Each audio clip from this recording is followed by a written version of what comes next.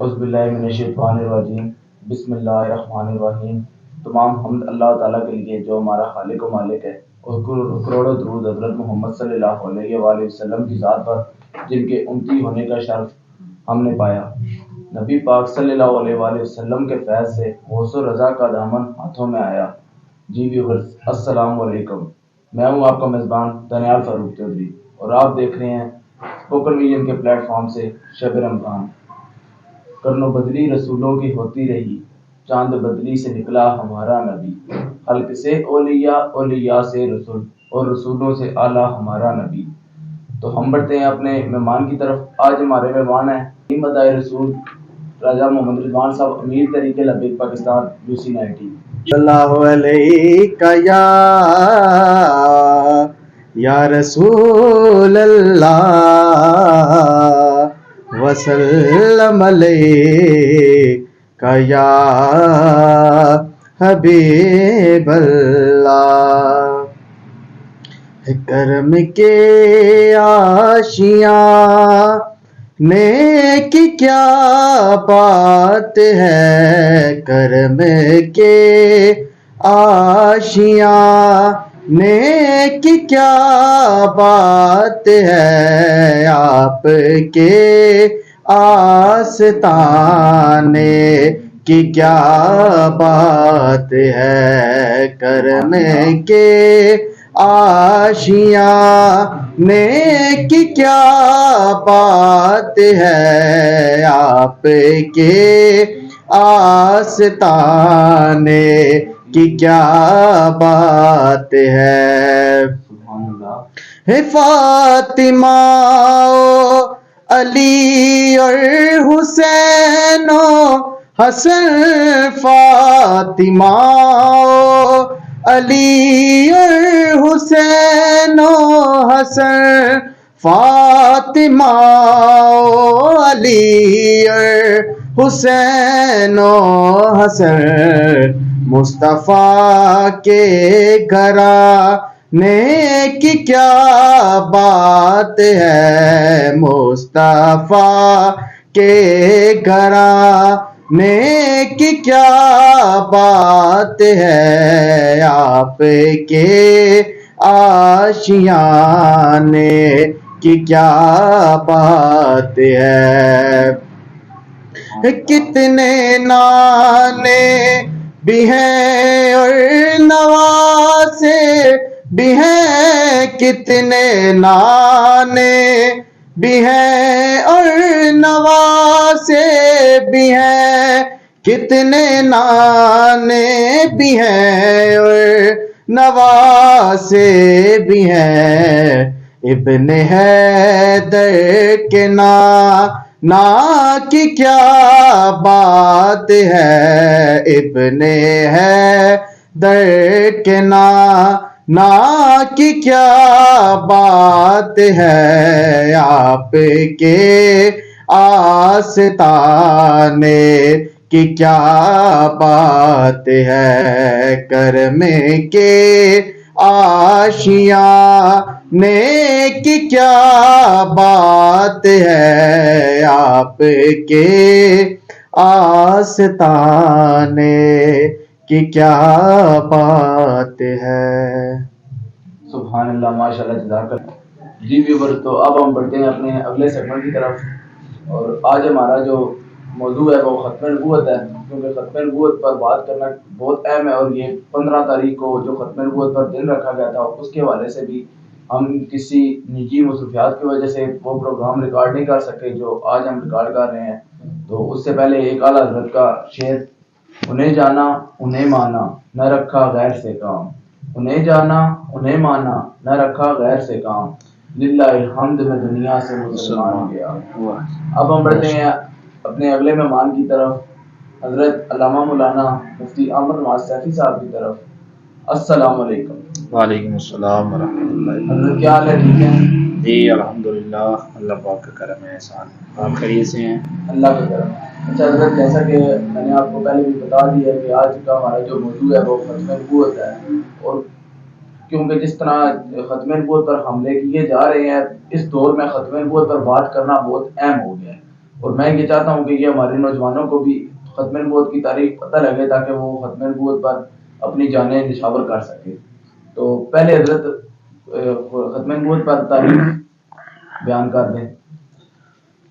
الحمد للہ وکفا وسلام علی عبادہ الذین اصطفیٰ اما بعد فاعوذ باللہ من الشیطان الرجیم بسم اللہ الرحمن الرحیم ما کان محمد ابا احد من رجالکم ولکن رسول اللہ وخاتم النبیین صدق اللہ مولانا العظیم. الصلاۃ والسلام علیک یا سیدی یا رحمۃ للعالمین وعلی آلک واصحابک یا سیدی یا خاتم النبیین. فتح باب نبوت بے بے حد درود، ختم دور رسالت پہ لاکھوں سلام، اور جس نے ختم نبوت پہ پہرا دیا ایسے خادم کی خدمت پہ لاکھوں سلام. سب سے پہلے تو میں آپ کو داد تحسین پیش کرتا ہوں کہ آپ نے اس پرفتن دور کے اندر ایک نہایت ہی اہم ترین موضوع عقیدہ ختم نبوت پر گفتگو کرنے کا مجھے موقع دیا.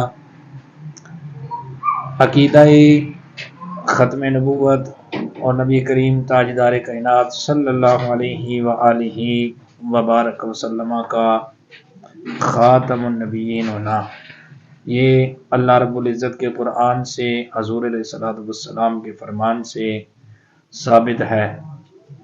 سب سے پہلے یہ بات یاد رکھیے گا کہ ختم نبوت کا معنی یہ ہے کہ حضور علیہ الصلوۃ والسلام پر اللہ رب العزت نے نبوت و رسالت کے دروازے کو بند فرما دیا ہے.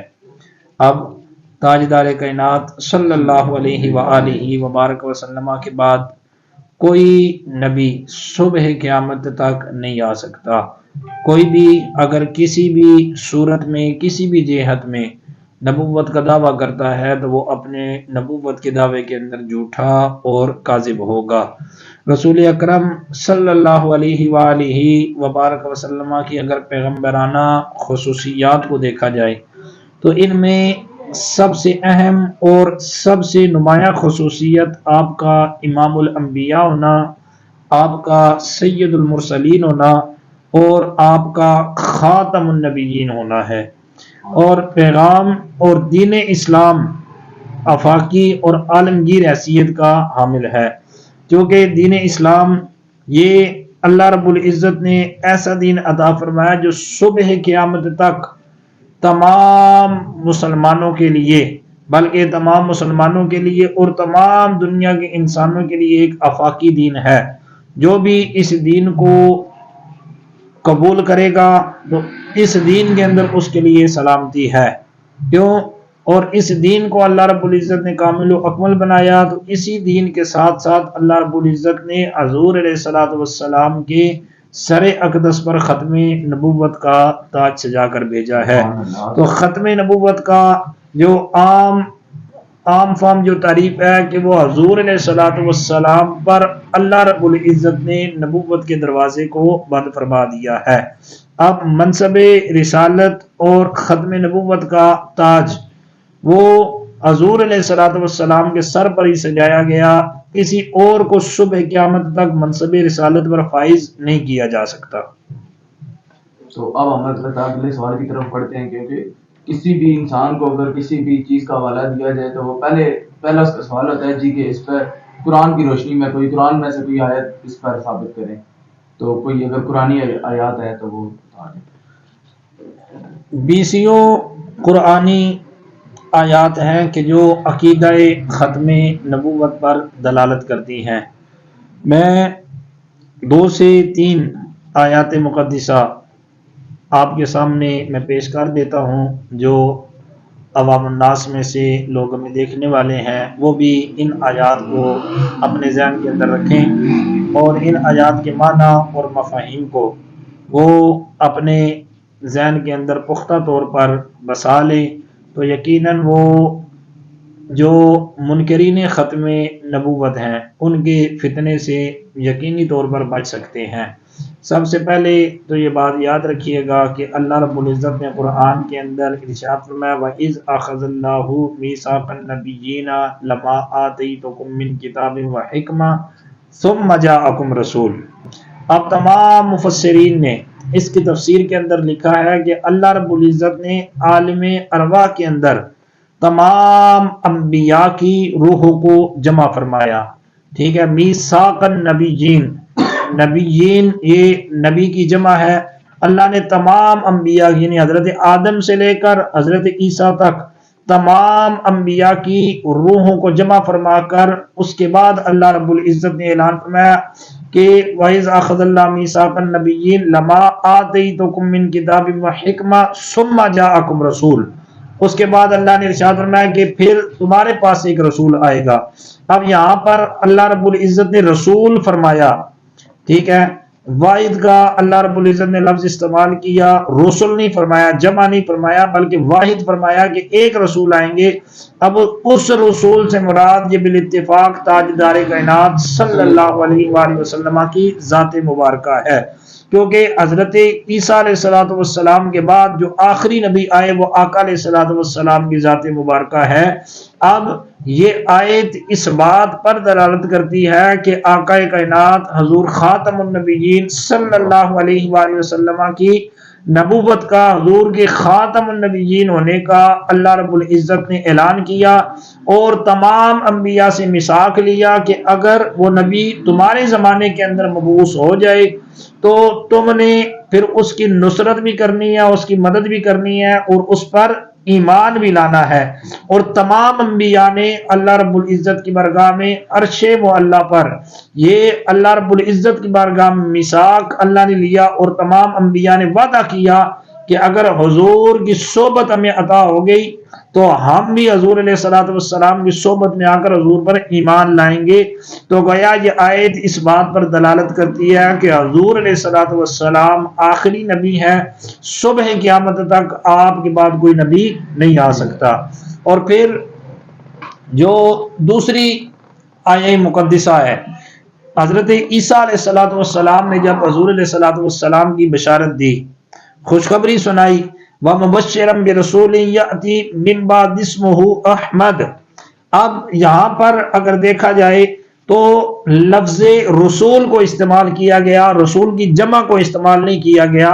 تو یہ آیت بھی اس بات پر دلالت کرتی ہے کہ حضرت عیسیٰ کے بعد فقط ایک رسول آنا ہے، رسول استعمال نہیں کیا گیا، فقط ایک رسول آنا ہے۔ تو صرف یہ لفظ رسول اس بات پر دلالت کرتا ہے کہ حضور علیہ السلام ہی آخری نبی بن کر آئیں گے، اور حضور علیہ السلام کے بعد صبح قیامت تک کسی جہت کے اندر کوئی نبی نہیں آ سکتا۔ حضور علیہ السلام پر ختم نبوت کا دروازہ اللہ رب العزت نے بند فرما دیا ہے۔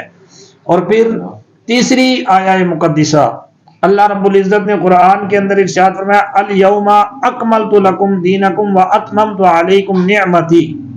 اللہ رب العزت نے قرآن کے اندر ارشاد فرمایا کہ میں نے تمہارے لیے دین کو کامل فرما دیا ہے۔ اب دین اللہ رب العزت نے جو شریعت کی صورت میں بندہ مومن کو عطا فرمایا وہ صبح قیامت تک ہے۔ حضور علیہ السلام کی شریعت صبح قیامت تک ہے۔ تو گویا یہ اس بات پر دلالت کرتی ہے کہ اگر اللہ کی شریعت صبح قیامت تک ہے تو حضور علیہ السلام کی نبوت بھی صبح قیامت تک ہوگی، کیونکہ اگر بعد میں کوئی نبی آنا ہوتا تو حضور علیہ السلام کے دین کو، حضور علیہ السلام کی لائی ہوئی شریعت کو صبح قیامت تک کے مسلمانوں کے لیے قرآن کی روح سے کافی قرار نہ دیا جاتا۔ تو اللہ رب العزت نے جو قرآن کے اندر ارشاد میں الیوم اکملت لکم دینکم، اللہ نے جو دین کو کامل فرمایا ہے، تو اس سے پتہ یہ چلتا ہے کہ حضور علیہ السلام کی ختم نبوت صبح قیامت تک ہے۔ صبح قیامت تک کی حضور آخری نبی ہے، حضور علیہ السلام کے بعد کوئی نبی نہیں آ سکتا۔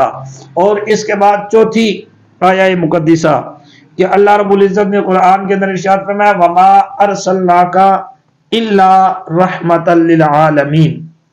اللہ نے ارشاد فرمایا اے محبوب ہم نے آپ کو تمام جہانوں کے لیے رحمت بنا کر بھیجا ہے۔ اب ایک جہان نہیں، دو جہان نہیں، تین جہان نہیں، چار جہان نہیں، ٹھیک ہے، یا ایک زمانہ نہیں یا ایک دور نہیں بلکہ تمام جہانوں کے لیے رحمت بنا کر بھیجا ہے۔ تو جس طرح حضور علیہ الصلوۃ والسلام رحمت بن کر نازل ہوئے تمام جہانوں کے لیے، تو اسی طرح حضور علیہ الصلوۃ والسلام صبح قیامت تک تمام انسانوں کے لیے اور کائنات کے اندر جتنے بھی زیرو چیزیں ہیں ان سب کے لیے آقا علیہ الصلوۃ والسلام رحمت بن کر آئے ہیں، اور رحمت کے ساتھ ساتھ حضور علیہ الصلوۃ والسلام اللہ رب العزت کی طرف سے ختم نبوت کا تاج اپنے سر پر سجا کر اس دنیا کے اندر تشریف لائے۔ سبحان اللہ، ماشاءاللہ۔ اچھا حضرت، اب ہم بڑھتے ہیں اپنے اگلے سوال کی طرف کہ ختم نبوت پر کوئی حدیث بیان کی گئی ہے تو وہ بھی بتا دیں۔ اب اگر حضور علیہ الصلوۃ والسلام کی احادیث کو دیکھا جائے تو بے شمار دلائل حضور علیہ الصلوۃ والسلام کی فرامین میں ہمیں ملتے ہیں، اور امت کا اس پر اجماع ہے کہ عقیدہ ختم نبوت پر ایمان یہ ایک ناگزیر اور لازمی دینی تقاضا ہے۔ ایک حضور علیہ الصلوۃ والسلام کی حدیث مبارکہ، حضور کا فرمان مبارک، جس میں آقا کائنات حضور تاجدار کائنات صلی اللہ علیہ وآلہ وسلم کی ختم نبوت کو ایک محل کے ساتھ تشبیہ دی گئی۔ اب وہ ایک بندہ، اس نے ایک محل تیار کیا، اور اس محل کو تیار کرنے کے بعد اس نے ایک اینٹ کی جگہ چھوڑ دی۔ اب لوگوں نے چکر لگانا شروع کیا، اس گھر کی سیر کرنا، اس محل کی سیر کرنا انہوں نے شروع کی، وہ دیکھتے وہ ایک اینٹ خالی ہے۔ تو تاجدار کائنات صلی اللہ علیہ وآلہ وسلم نے ارشاد فرمایا کہ اللہ نے یہ انبیاء کا محل، یہ قصر نبوت تیار کیا ہے، تو اس کے اندر جو آخری اینٹ لگنی ہے تو وہ اللہ رب العزت نے مجھے ختم نبوت کا تاج پہنا کر اس دنیا کے اندر مبعوث فرمایا ہے۔ اور مسند احمد کی ایک اور روایت ہے، تاجدار کائنات صلی اللہ علیہ وآلہ وبارک وسلم نے ارشاد فرمایا کہ اللہ رب العزت نے ہر نبی کو ایک زمانے کے لیے، ایک دور کے لیے، ایک امت کے لیے نبی بنا کر بھیجا ہے۔ تو منصب نبوت اور منصب رسالت اگر حضرت آدم سے لے کر حضرت عیسیٰ تک اگر دیکھا جائے تو وہ ایک زمانے کے لیے، ایک وقت کے لیے اس نبی کو منصب رسالت پر فائز کیا گیا یا منصب نبوت پر اسے فائز کیا گیا ہے۔ اب اس کے بعد جب دوسرا نبی آتا تو پہلے نبی کی شریعت منسوخ ہو جاتی۔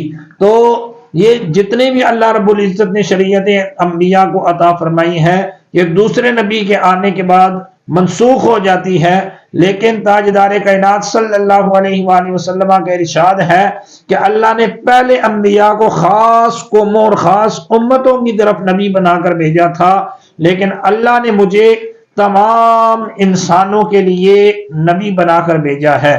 تو گیا حضور کا یہ فرمان اس بات پر دلالت کرتا ہے کہ آقا کائنات حضور فخر موجودات صلی اللہ علیہ وآلہ وبارک وسلم آپ تمام کائنات کے لیے آخری نبی بن کر اس دنیا کے اندر تشریف لائے ہیں۔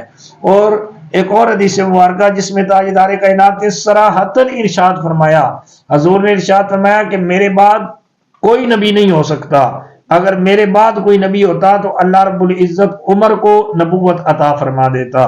تو حضور کا یہ فرمان بھی اس بات پر دلالت کرتا ہے کہ اگر حضور کے بعد اگر کسی جہت سے، جیسے میں نے پہلے عرض کیا، کوئی ذلی بروزی تشریح غیر تشریح کسی جہت کے اندر اگر کوئی بھی نبوت کا دعویٰ کرتا ہے تو وہ اپنے دعوے کے اندر جھوٹا ہے اور اپنے دعوے کے اندر کاذب ہے، کذاب ہے، کیونکہ آقا علیہ الصلوۃ والسلام کے فرامین کی روشنی میں دیکھا جائے تو حضور کو اللہ نے ختم نبوت کا تاج پہنا کر اس دنیا کے اندر مبعوث فرمایا ہے۔ اچھا حضرت، اب ہم بڑھتے ہیں اگلے سوال کی طرف کہ جس طرح سے پاکستان کا مطلب ہے کہ اسلامی جمہوریہ پاکستان، لیکن اس کے باوجود پاکستان میں ختم نبوت پر حملے کیوں ہوئے، اور یہ اس کی تاریخ کیا، کب سے ختم نبوت کا تحریک کا آغاز ہوا، اور علماء اہل سنت کی اس میں کیا قربانیاں ہیں؟ جی، اس میں کچھ تاریخ پر میں روشنی ڈالنا چاہتا ہوں۔ ویسے تو آقا کائنات صلی اللہ علیہ وآلہ وسلم کی ختم نبوت پر حملوں کا جیسا آپ نے سوال کیا تو وہ حضور علیہ الصلوۃ والسلام کے دور مبارک سے حضور کی ختم نبوت پر حملے شروع ہو گئے تھے۔ مسیلمہ کذاب کی صورت میں جس نے ختم نبوت کا دعویٰ کیا، اور پھر حضور علیہ الصلوۃ والسلام کی وصال ظاہری کے بعد جب سیدنا صدیق اکبر رضی اللہ تعالیٰ عنہ آپ تخت خلافت پر براجمان ہوئے تو آپ نے جنگ یمامہ لڑی، جس سے عقیدہ ختم نبوت کی اہمیت، عقیدہ ختم نبوت کی افادیت کا ہمیں پتہ چلتا ہے۔ اور اس موقع پر آپ نے ارشاد فرمایا کہ اگر تم دیکھو مجھے جنگلی درندے پاؤں سے پکڑ کر گھسیٹ کر لے کر جا رہے ہو تو تم نے تب بھی پیچھے نہیں ہٹنا، بلکہ حضور علیہ الصلوۃ والسلام کے ختم نبوت کے منکروں کا تم نے قلع کما کرنا ہے۔ تو یہ مارکا حضور علیہ الصلوۃ والسلام کے غلام سیدنا صدیق اکبر رضی اللہ تعالیٰ عنہ کی سنت ادا کرتے ہوئے اور سیدنا صدیق اکبر سے کے دور سے لے کر آج 2024 تک یہ مارکا سر انجام دے رہے ہیں۔ اور جب بھی کوئی بھی میدان لگتا ہے کسی دور میں بھی، تو اللہ رب العزت نے اپنے محبوب علیہ الصلوۃ والسلام کے ایسے غلام اس دنیا کے اندر رکھے ہیں جو اپنے نبی کے نام پر سب کچھ لٹانے کے لیے ہر وقت تیار رہتے ہیں۔ اور آپ نے سوال کیا کہ پاکستان کے اندر عقیدہ ختم نبوت پر پے در پے حملے ہونے کی وجہ کیا ہے؟ تو اس سے تھوڑا سا پیچھے چلیے۔ جب بر صغیر کے اندر انگریز نے مسلمانوں کی اقتدار کو دیکھا، وہ بڑا پریشان ہوا کہ مسلمان اتنی طاقت میں ہے کہ ہم شکست کیسے دے سکتے ہیں۔ اب وہ پریشان ہوا، سوچنے لگا، تو انگریز نے پھر ایک طریقہ نکالا۔ وہ طریقہ کیا تھا کہ جسے اقبال نے اپنی شاعری کے اندر بیان کیا۔ اقبال کہتا ہے وفا کا کش کہ موت سے ڈرتا نہیں کبھی، روح محمد ان کے بدن سے نکال دو۔ اب انگریز نے یہ چال چلی اور گزشتہ 150-200 سال سے انگریز بڑی تیزی کے ساتھ یہ چال چل رہا ہے کہ آقا علیہ الصلوۃ والسلام کے غلاموں کے دل سے حضور علیہ الصلوۃ والسلام کی محبت کو نکالا جائے۔ کبھی وہ ناموس رسالت پر حملہ کرنے کی کوشش کرتا ہے، اور کبھی لنڈے کے انگریز اور ان کے غلام عقیدہ ختم نبوت پر حملہ کرنے کی کوشش کرتے ہیں۔ لیکن اللہ رب العزت کا خاص کرم ہے، اللہ رب العزت کی رحمت ہے کہ جب 2010 کے بعد جب عقیدہ ختم نبوت کے منکرین کھل کر سامنے آئے اور سلمان تاثیر نے حضور علیہ الصلوۃ والسلام کی ناموس عقیدہ ختم نبوت کے قانون کو چیلنج کرنے کی کوشش کی اور کالا قانون کہا، تو اس وقت اللہ رب العزت نے ایک مرد کلندر جسے دنیا غازی ملک ممتاز حسین قادری کے نام سے جانتی ہے، اللہ رب العزت نے انہیں حضور علیہ الصلوۃ والسلام کے غلاموں میں سے منتخب فرمایا، اور انہوں نے آ کر حضور علیہ الصلوۃ والسلام کے اس گستاخ کا قلع کما کیا، اور پاکستان کے اندر جتنے بھی منکرین ختم نبوت اور گستاخان رسول ہیں ان کو پیغام دیا کہ جب بھی تم حضور علیہ الصلوۃ والسلام کی ناموس کی طرف، عقیدہ ختم نبوت کی طرف انگلی اٹھاؤ گے تو حضور علیہ الصلوۃ والسلام کے یہ غلام ہر وقت تیار ہیں۔ تو پاکستان کے اندر بار بار عقیدہ ختم نبوت پر حملے ہونا یہ اس بات کا تقاضا کرتا ہے کہ مسلمانوں کے دلوں سے حضور علیہ الصلوۃ والسلام کی محبت کو ختم کیا جائے، حضور علیہ الصلوۃ والسلام کے عشق کو ختم کیا جائے۔ جب حضور علیہ الصلوۃ والسلام کا عشق، حضور کی محبت حضور علیہ الصلوۃ والسلام کی امتی کے دل سے ختم ہو جائے گی تو پھر حضور علیہ الصلوۃ والسلام کی ختم نبوت پر حملہ کرنا انہیں آسان ہو جائے گا۔ لیکن تحدیث بن نعمت کی بات ہے کہ جب حضور علیہ الصلوۃ والسلام کی ختم نبوت کے قانون کو تبدیل کیا گیا تو اس وقت اللہ رب العزت نے ایک درویش جسے دنیا امیر المجاہدین علامہ خادم حسین رضوی رحمۃ اللہ تعالی علیہ کے نام سے جانتی تھی، حضور کا ایک غلام، اور بابا جی فرمایا کرتے تھے کہ جنا ایکو ہی ہوئے تو اسلام ہستے کافی ہوتا ہے۔ وہ ایک مرد کلندر حضور کے غلاموں میں سے ایک غلام فیض آباد میں اس نے میدان لگایا، تو اللہ رب العزت نے جتنے بھی حضور علیہ الصلوۃ والسلام کے گستاخ تھے، حضور علیہ الصلوۃ والسلام کی عقیدہ ختم نبوت کے جتنے بھی منکرین تھے، اللہ رب العزت نے سب کے منہ کو بند فرما دیا، اور اللہ رب العزت نے عقیدہ ختم نبوت کا علم فیض آباد کے میدان میں حضور علیہ الصلوۃ والسلام کے غلاموں کے ہاتھوں سے بلند کروا دیا۔ سبحان اللہ، سبحان اللہ۔ اچھا حضرت، اب ہم بڑھتے ہیں اپنے اگلے آخری سوال کی طرف کہ ایک تو نوجوانوں کے لیے ختم نبوت پر کوئی پیغام دیں، اور دوسرا یہ کہ وہ مائیں جو اپنے بیٹوں کو ختم نبوت کے راستے پر چلنے سے روکتی ہے، ان کے لیے کوئی پیغام؟ سب سے پہلے جو مائیں اپنے بیٹوں کو عقیدہ ختم نبوت کے راستے پر چلنے سے روکتی ہیں، میں انہیں کہتا ہوں کہ انہیں سیرت پڑھنی چاہیے ان ماؤں کی کہ جنہوں نے اپنے بچے کو، اپنے دونوں بچوں کو میدان بدر کے اندر بھیجا۔ حضرت معاذ اور حضرت معوذ دونوں بچے ابو جہل کو، حضور کے گستاخ کو قتل کرنے کے ارادے سے گئے، اور میں نے ایک روایت میں پڑھا، اب یہ ماں کی تربیت کا اثر ہوتا ہے دنیال بھائی، میں نے ایک روایت میں پڑھا کہ حضور علیہ الصلوۃ والسلام جب صحابہ کو منتخب فرمانے لگے نا، تو وہ بچے چھوٹے تھے۔ اسکول کی کتابوں میں بھی یہ روایت پڑھائی جاتی تھی، ابھی تو مجھے پتا نہیں ہے پڑھائی جاتی ہے یا نہیں پڑھائی جاتی، لیکن ہم اپنے دور میں جب چھوٹے تھے تو ہم پڑھتے تھے وہ روایت۔ حضرت معاذ اور ان کے بھائی حضرت معوذ، آپ جب حضور علیہ الصلوۃ والسلام کی بارگاہ میں گئے تو میں نے وہ روایت پڑھی، اور یہ روایت پڑھ کے بندہ اش کر اٹھتا ہے کہ حضور علیہ الصلوۃ والسلام کے غلام، چاہے وہ کم سنی کیوں نہ ہو، وہ حضور علیہ الصلوۃ والسلام کی ذات پر اپنا تن من دھن قربان کرنے کے لیے ہر وقت تیار رہتے تھے۔ تو یہ ماں کی تربیت کا اثر ہوتا ہے، ماں کی کردار کا اور ماں کی تربیت کا یہ اثر ہوتا ہے، یہ فیض ہوتا ہے۔ اب وہ عمر میں چھوٹے ہیں، حضور نے منتخب نہیں کیا، لیکن وہ پنجوں کے بال کھڑے ہو گئے اور انہوں نے کہا یا رسول اللہ ہمیں منتخب فرما لیجئے۔ پھر ان کا انتخاب کر لیا گیا، اور جا کر انہوں نے حضور علیہ الصلوۃ والسلام کے اس دور کے سب سے بڑے گستاخ ابو جہل کو انہوں نے قتل کیا۔ تو یہ آج یہ ہماری ماؤں کے لیے، ہماری بہنوں کے لیے حضور علیہ الصلوۃ والسلام کے صحابیات کا یہ کردار، یہ مشعل راہ کی حیثیت رکھتا ہے۔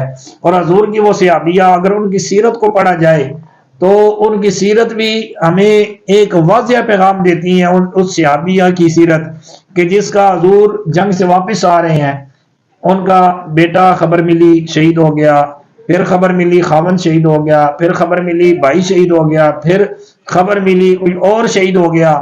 تو اب وہ سنتی جاتی ہے لیکن کسی کی طرف وہ اپنا ذہن منتقل نہیں کرتی، لیکن جب آقا علیہ الصلوۃ والسلام کی خبر انہیں ملتی ہے کہ حضور خیر و عافیت سے ہیں، تو وہ صحابیہ عرض کرتی ہے کہ اگر حضور خیریت سے ہے تو سب کچھ حضور پر قربان ہے۔ سبحان اللہ۔ تو یہ ماؤں کی تربیت کا اثر ہوتا ہے۔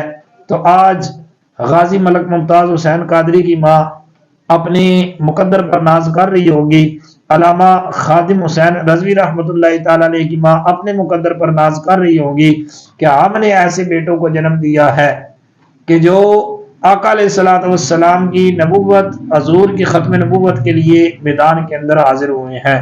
اور نوجوانوں کو میں ایک پیغام دینا چاہتا ہوں کہ حضور علیہ الصلوۃ والسلام کو اگر راضی کرنا چاہتے ہو، تو ایک صحابی نے حضور علیہ الصلوۃ والسلام سے پوچھا کہ یا رسول اللہ قیامت کب آئے گی؟ تو حضور نے فرمایا تو نے جمع کیا کیا ہوا ہے؟ اب اس صحابی کا جواب سنیے۔ اس صحابی نے عرض کی ما عددت لها کبیر صوم ولا صلاۃ ولا صدقۃ ولکنی احب اللہ ورسولہ، یا رسول اللہ کچھ بھی نہیں ہے، نہ نمازیں ہیں، نہ روزے ہیں، نہ صدقات ہے، نہ خیرات ہے، کچھ بھی نہیں ہے۔ یا رسول اللہ اگر کچھ ہے تو ولکنی احب اللہ ورسولہ، یا رسول اللہ آپ کی محبت ہے اور رب کی محبت ہے۔ تو حضور نے ارشاد فرمایا کہ پھر تجھے گھبرانے کی ضرورت نہیں ہے، تو جس کے ساتھ محبت کرتا ہے تو کل قیامت کے دن اسی کے ساتھ اٹھایا جائے گا۔ ٹھیک ہے، اقبال اسی بات کو کہہ گیا تھا کہ نماز اچھی، روزہ اچھا، زکوٰۃ اچھی، بجز اس کے میں مسلمان ہو نہیں سکتا، نہ جب تک کٹ مرو شاہبت ہا کی عزت پر خدا شاہد کے کامل میرا ایمان ہو نہیں سکتا۔ تو آج کے نوجوانوں کے لیے میرا یہ پیغام ہے کہ حضور علیہ الصلوۃ والسلام کی ختم نبوت کے لیے، حضور کی ناموس کے لیے ہم وقت تیار رہے۔ پتہ نہیں کوئی عمل قبول ہو یا نہ ہو، پتہ نہیں کوئی نماز، کوئی روزہ، کوئی صدقہ، کوئی خیرات ہماری رب کی بارگاہ میں قبول ہو یا نہ ہو، لیکن حضور علیہ الصلوۃ والسلام کی ناموس پر پہرے داری، حضور کی ختم نبوت کی حفاظت کرنا، یہ ایک ایسا عمل ہے کہ یہ رب کی بارگاہ میں کبھی رائے گاہ نہیں جاتا، یہ عمل کبھی ضائع نہیں ہوتا۔ اللہ رب العزت بڑا غیرت مند ہے، وہ اپنے محبوب کی عزت کی حفاظت کرنے والوں کو اللہ رب العزت اجر عطا فرما دیا کرتا ہے۔ فتح باب نبوت پہ لاکھوں درود، ختم دور رسالت پہ لاکھوں سلام، حضرت دعا کرا دیجیے، اس کے بعد اجازت چاہتے ہیں۔ آمین۔ اللہم صلی علی سیدنا مولانا محمد وعلی آل سیدنا مولانا محمد مبارک وسلم صلی علیہ۔ یا الہ العالمین، عقیدہ ختم نبوت کی حفاظت کرنے کی ہم سب کو ہمت اور طاقت عطا فرما۔ آمین۔ یا الہ العالمین، حضور علیہ الصلوۃ والسلام کی ختم نبوت کے سپاہی بننے کی ہمیں ہمت اور طاقت عطا فرما۔ آمین۔ یا الہ العالمین، حضور کی غلامی کے اندر ہمارا خاتمہ یا الہ العالمین بالخیر بالایمان فرما۔ آمین۔ اللہم ثبتنا علی الاسلام، اللہم ثبتنا علی القرآن، اللہم ثبتنا علی الایمان برحمتک یا ارحم الراحمین۔ جی ویورز، تو آج کا پروگرام آپ کو کیسا لگا کمنٹ باکس میں لازمی بتائیے گا، اور کوئی سوالات آپ کے شرعی سوالات ہو تو وہ بھی آپ پوچھ سکتے ہیں، اور آپ اپنے مہمان کو دیجیے اجازت۔ اللہ حافظ۔